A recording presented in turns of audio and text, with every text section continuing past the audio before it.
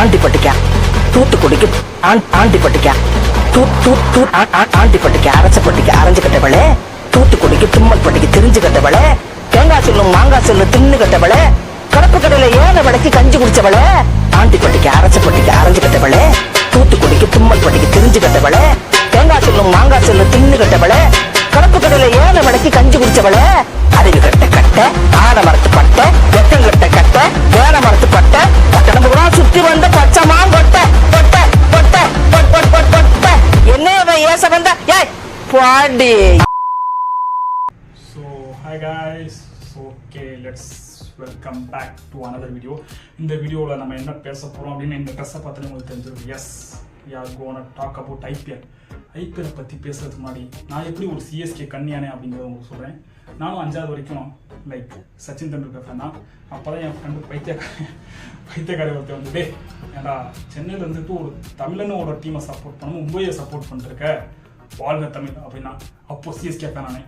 இப்போ வரைக்கும் சிஎஸ்கே ஃபேனாக தான் இருக்கேன். ஸோ இதுதான் நான் வந்து சிஎஸ்கே கன்னியாக மாறின கதை. ஸோ எஸ், ஸோ இந்த ஐபிஎல்லை பற்றி பேசுவோம். இந்த ஐபிஎல்லை பற்றி நம்ம பேசணும்னா அதுக்கு முன்னாடி let's talk about the previous IPL final. So yes, அப்படி முடிஞ்ச ஐபிஎல், அதே ஐபிஎல் அந்த ஹைப்போடே இப்போ நடக்குது அப்படின்னு கேட்டால் எஸ், கண்டிப்பாக நடக்குது, நடந்துட்டு இருந்துச்சு. எது வரைக்கும் அப்படின்னா இந்த SRH அப்படின்னு கிரிக்கெட் வர்ற வரைக்கும் கைஸ் அவன் வந்து எல்லாத்தையும் மாற்றி விட்டு போயிட்டாங்க கைஸ். ஏதோ கிரிக்கெட் கேம் பார்க்குற மாதிரி இருக்கு. ஐபிஎல் பார்க்குற இன்ட்ரெஸ்டே ஆகும் நமக்கு. 250 270 என்னடா அது, முன்னெல்லாம் ஒரு 150 அடிச்சாலே ஓகே நல்ல ஸ்கோர் அப்படின்ட்டு. இப்போனா லைக் ஒரு 150 அடிச்சு என்னடா 150 அடிச்சிருக்கோம் அப்படிங்கிற அளவுக்கு கொண்டு வந்து விட்டான். சரி ஓகே, அதை பற்றி நம்ம புலம்புனா அதை தனியாக ஒரு வீடியோவில் புலம்புவோம். ஸோ இன்றைக்கி நம்ம கண்டென்ட் என்ன பார்த்தோம், இன்றைக்கி கண்டென்ட் நம்ம என்ன பேச போகிறோம் அப்படின்னா லைக் சிஎஸ்கேவோட ஸ்ட்ரென்த் வீக், இந்த அது பேர் என்ன புட்டியம் இது SWOT analysis. Yes, SWOT analysis தான் பண்ண போகிறோம். So let's start it.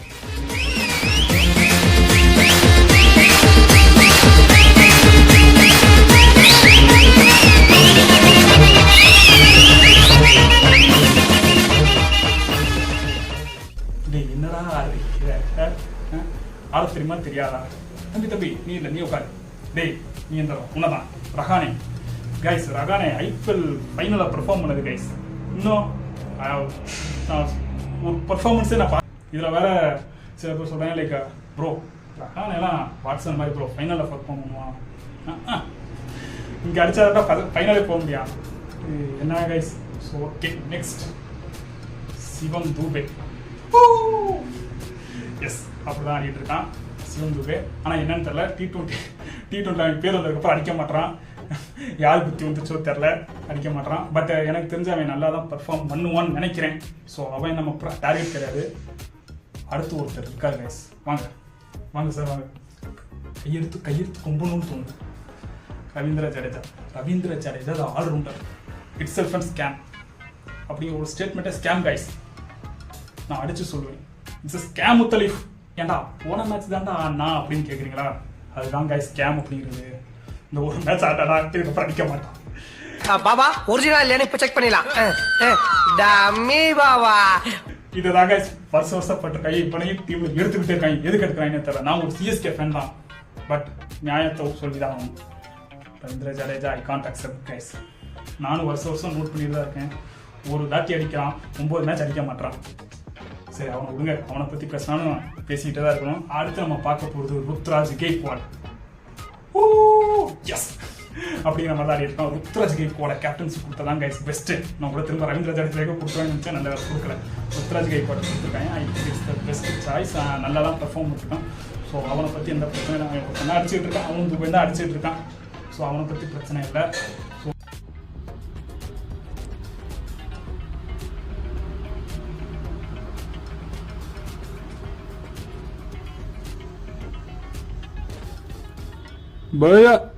பயா கேட்குதா? வீடியோ எடுத்துக்கிட்டு இருக்கேன். நாளைக்கு ஒர்க் பண்ணுறீங்களா? சவுண்டு ரொம்ப அதிகமாக கேட்குது. ப்ளீஸ் எனக்காக, உங்களுக்கு புண்ணியமாக போகும். நாளைக்கு ஒர்க் பண்ணணுமா? ஓ அடாப்புண்டா. டே நீங்கள் ஒர்க் பண்ணுங்கடா. நெக்ஸ்ட் நம்ம ஃபினிஷர் அவர் பிலோடு மாஹிக்கு வருவோம். ஸோ மாஹியை பற்றிலாம் ஒன்றும் சொல்கிறதுக்கு இல்லை. MS தோனியை பற்றிலாம் சில பேர் நான் போனதுக்கு கூட லைக் தர்மசாலா மேட்ச் நடந்தப்போ லைக் 9 down வராது, அவர் எதுக்கு இப்போ எதுக்கு பயந்துட்டு இருக்காரு, டே இன்னும் உங்கள் வேலை பயந்து உள்ளாரே இருக்காரு அப்படின்லாம் பேசியிருந்தாங்க.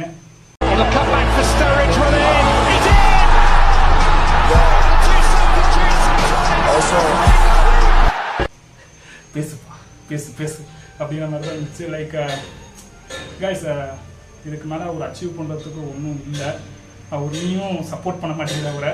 ஸோ அவர் ஏதோ மேட்ச் ஆடணும் ஃபேன்ஸுக்காக அப்படிங்கிறத ஆடிட்டு இருக்காரு. ஸோ அதை பற்றி நம்ம எதுவும் அதை கிரிட்டிசைஸும் பண்ண முடியாது அதெல்லாம். ஸோ அதை அப்படியே விட்டுருங்க, ஜஸ்ட் என்ஜாய், அவ்வளோதான் நான் சொல்லுவேன்.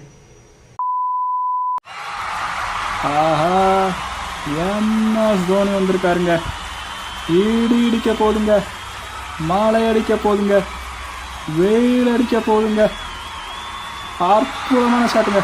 Boundary boundary boundary boundary boundary. ஆஹா, இந்த இடத்துல நான் கொஞ்சம் வேற மாதிரி யோசிக்க போகிறேங்க. கையில் இல்லாமல் வாயில் வச்சு பந்த போட போகிறேங்க. ஆஹா, ஸ்லெட்ச் பண்ணுறாருங்க. என்னங்க சார், கிங் கோலியவே ஸ்லெட்ச் பண்ணுறாருங்க. அடுத்து சிஎஸ்கே பவுலிங் வருவோம் கைஸ். 10 ரன் அப்படின்னு ஒருத்தர் இருந்தான், ஏதோ இன்ஜூர்டு அப்படிங்கிறாங்க, சில பேர் ரூல்ட் அவுட் அப்படிங்கிறாங்க, சில பேர் திரும்ப வந்துடுவோம் அப்படிங்கிறாங்க. எனக்கு தெரிஞ்சு இருந்தானா ஒரு வாய்ப்பு இருக்குது.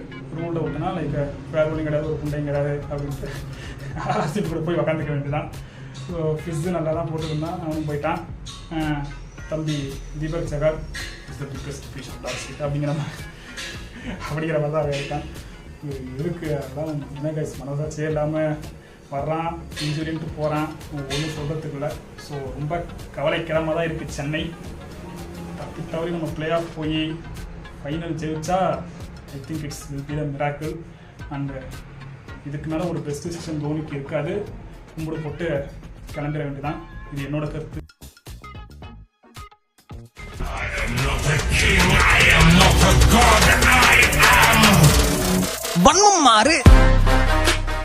நம்ம எதை பார்க்க போறோம் அப்படின்னா, நம்ம நண்பரை பத்தி பார்க்க போறோம். பயப்படாம வாங்க, சிரிக்க மாட்டாங்க. மும்பை இந்தியன்ஸ் என்னடா முதலா போய் வெளியே உட்காந்துருக்க, ஆர்சிபி கூட இருக்காடா, நீ என்னடா முதலா போய் வெளியே உட்காந்துருக்க. கைஸ், எனக்கு வெளியே போனது கூட பிரச்சனை இல்லை. ஹார்திக் பாண்டியா இருக்கானே கைஸ், தம்பி நீ அடிச்சாலும் பரவாயில்ல, அடிக்காட்டி பரவாயில்ல, முதல்ல ரிப்பனை கழிச்சுப்பா. ரிப்பனும் இல்லை, ஆக்சுவலுக்கு 5 பேர் ரிப்பனை வேற ஒரு கட்டிக்கிறாங்க கைஸ்.